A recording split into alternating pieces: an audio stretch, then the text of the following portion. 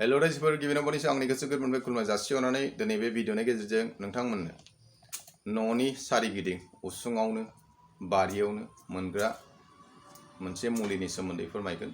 जि मुलिखौ बाहायोबा गोबांथार देहायाव जानाय असुखफोरखौ फाहामनो हानाय गुन दङ। नाथाय बेयो फोथायनाय फोथायै सायावसो। गासिबो मुलिखौनोथ' डक्टरनावनो मोनखाजोबो नङा होनबा रायजोफोर।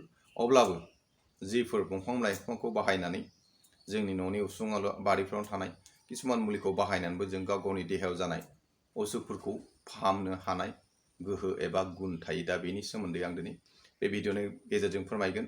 बिफांखौ सिनायथि होनायजों लोगोसे मा जानायाव बाहायनो हायो बेनि सोमोन्दै फोरमायगोन। बेनि सिगां मोनसे फोरमायग्रोनो सानदों, बेनो जाहैबाय सिगाङाव आं मोखांनि गोसोम दाग एबा नानेखानि भिडिअ हरनायाव गोबाङा कमेन्टआव सोंहरदों बेखौ मारै बाहायो, मुलिखौ बहा मोनो, बेनि सोमोन्दै आं दा बे भिडिअनि गेजेरजों नोंथांमोननो रिप्लाइखौ होनाय जानोसै। मुलिखौ नोंथांमोना जेराव डक्टर जिरायो बा मेडिकेल स्टोर बा फार्मासिफ्राव सोंबानो मोनगोन। आरो बाहायनाय प्रसेसा जाहैबाय साननिखौ सानाव फुंबाय, हरनिखौ हराव बाहायबाय। नाथाय गोबा बाहाय, रोजा दा बाहाय।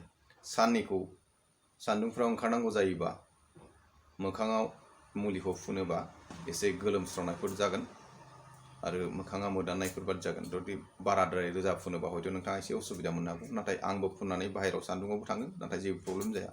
अब्लाबो असुबिदाफोर मोननो हागौ हिसाबै आं फोरमायहरखाबाय।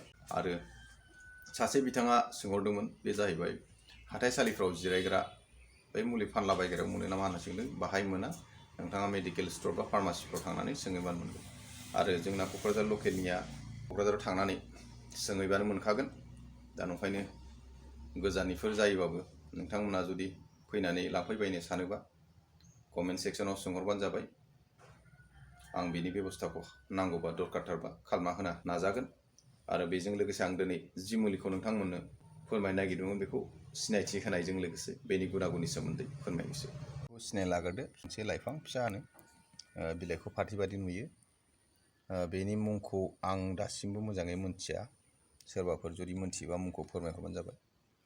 उसुंफ्राव बारिफ्राव एसे गिसि जायगाफ्राव थायो। फाथै बिलाइ बादिबो नुनो नागिरो, बिफां फिसासो। बेखौ नोंथांमोना सिनायखाबाय निस्सय, फाथै बायदि जायो बिलाइआनो। रायजोफोर, नोंथांमोना निस्सय बे लाइफांखौ सिनायखाबाय। बिलाइआ फाथै बादि आरो बे थेन्थाया दैस्रांस्रां जायो। बेनि मुंखौ आं मोनथिया। सोरबाफोर जुदि मोनथियोबा फोरमायहरोबा गोजोननाय मोनगोन। बेखौ अबे असुखआव बाहायो बा मारै बाहायो बेनि सोमोन्दै आं फोरमायनोसै। जाय आइजो बिथांमोनहा गथ'फोर जाखांनायनि उनाव दुरबल जायो बा देहाखौ दुरबल मोनबाय थायो, बिथांमोना बेखौ जेब्ला मैद्रु संनानै जागोन एबा मैद्रु बादि सप्ता खनसेसो बाहायगोन बा 15 दिनसो बाहायगोन, अब्ला नोंथांनि देहानि दुरबल मोननाया लासैनो गैया जालांगोन।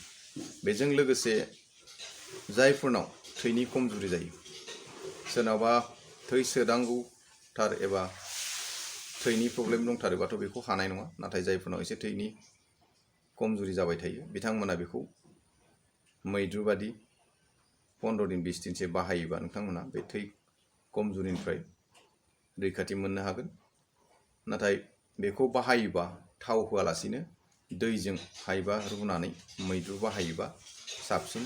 थाव होयोबा बेनि गुनागुना थानाय नङा।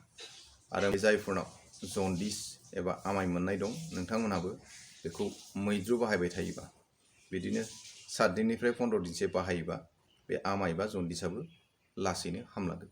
दा रायजोफोरा, आं दिनै बे फिसा लाइफांनि गुनागुननि सोमोन्दै फोरमायबाय। मोनथाम, जायफ्रा दुरबल मोनबाय थायो देहाखौ आरो थै खमजुरि आरो आमाय मोननायनि, बेनि सोमोन्दै फोरमायबाय। आरो बेहा गोबांथार गुनागुन दङ। दा मुंखौ मोनथिनो थाखाय आं एसे प्रब्लेम जाबाय थादों। सोरबाफोर जुदि मुंखौ मोनथियोबा अननानै फोरमायहर। बेजों लोगोसे आं बेनि गुनागुनखौ हायोबा नेक्स्ट भिडिअफ्राव फोरमायबावनो नाजागोन। नाथाय फोथायनाय फोथायैथ' गावनिसो। आजिखालिथ' गासिबो डक्टरनावनो मोनखाजोबो मुलिया। अब्लाबो जायहा फोथायनाय दं, नोंथांमोना बाहायनानै नायबानो जाबाय, प्रमाणखौ निस्सय मोनगोन। आरो बेखिनिखौनो बुंनानै आंनि भिडिअखौ दिनै एसेयावनो दोनथ'नाय जाबाय। गोजोन्थों।